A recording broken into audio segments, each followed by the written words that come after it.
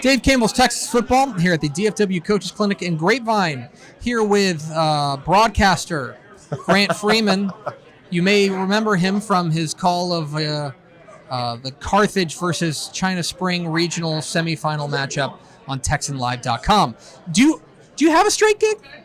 I do. I am, by day, I am the head coach at Wichita Falls High School. Right. I remember that. But by night, color commentator extraordinaire. Okay. So what a game that was. You know I don't like to compliment you. I know. But I think you did a pretty good job. Thank you. I thought you were pretty good. All right, Jeff Rayburn is adjusting our camera. Jeff Rayburn's got a job secondary job now too, camera operator. Yeah, he's operating the camera. This is good. We got the full Texan Live crew here.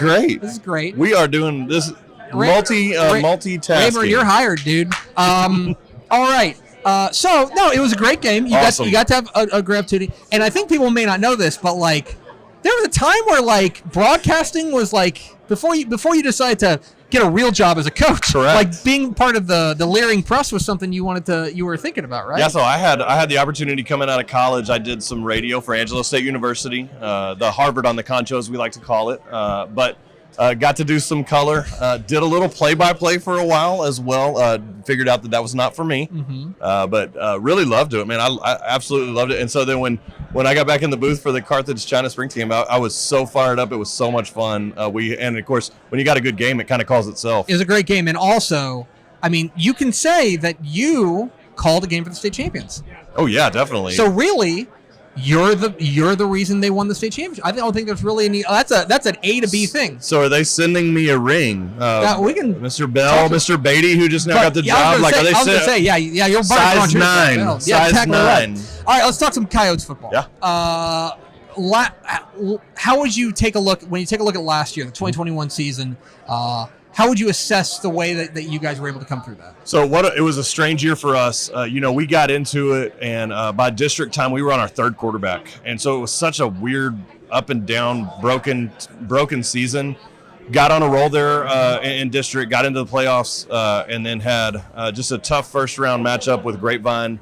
It was a great game, and then we had just a catastrophic injury. Our quarterback had a catastrophic injury there. And they went on and won a couple of more playoff games.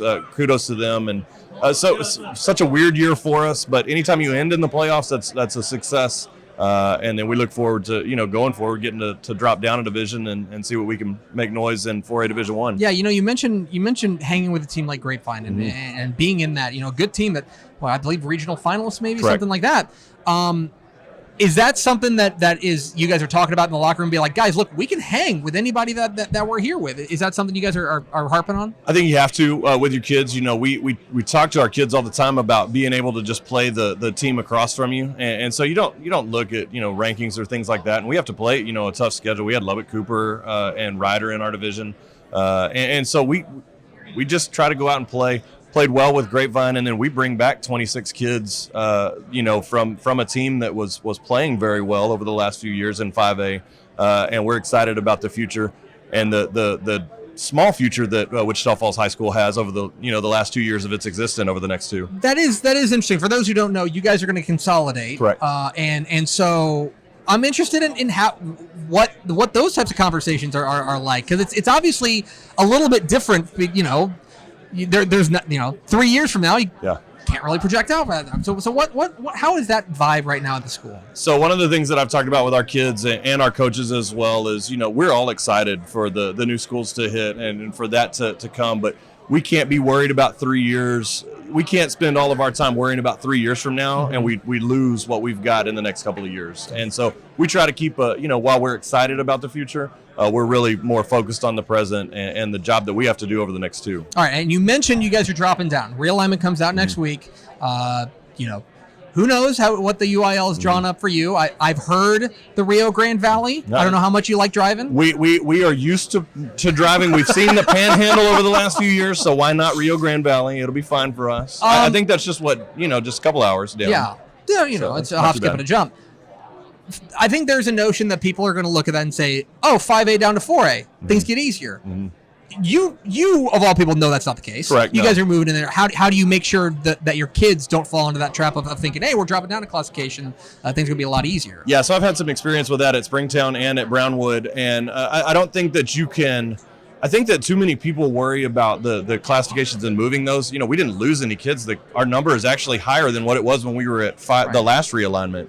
So we just have to continue to do business as usual. We have to tell the kids and keep it a week-to-week mindset that we're going to focus on the opponent. We're really going to focus on ourselves first, and we're going to focus on opponents as we get down the line. And I think if you can keep that with your kids and your coaches, then you'll be fine no matter what classification you're playing at. All right, and finally, one thing that I think is of note is that you did, of course, call that regional semifinal game, Carthage and China Spring, but you were only available for that because you guys weren't playing anymore. Correct. So my question is, do you wish that you would never call another football game for Texan Life? I do. I would like to be on the sidelines with a different headset on. However, it is so much fun, and you and I have talked about this before. I love getting the opportunity to do that. So anytime we have Thursday night games and you guys need a game or whatever, but I'd much rather the coach's headset to the broadcaster headset, but I will take them both. We got to figure out when your bye week is. Correct. Yeah. Well, I guess we need to talk again this Thursday. We got to figure out when his bye week is. He can call another game. Yeah, it'll be great. Grant Freeman, Wichita Falls coach. Appreciate you.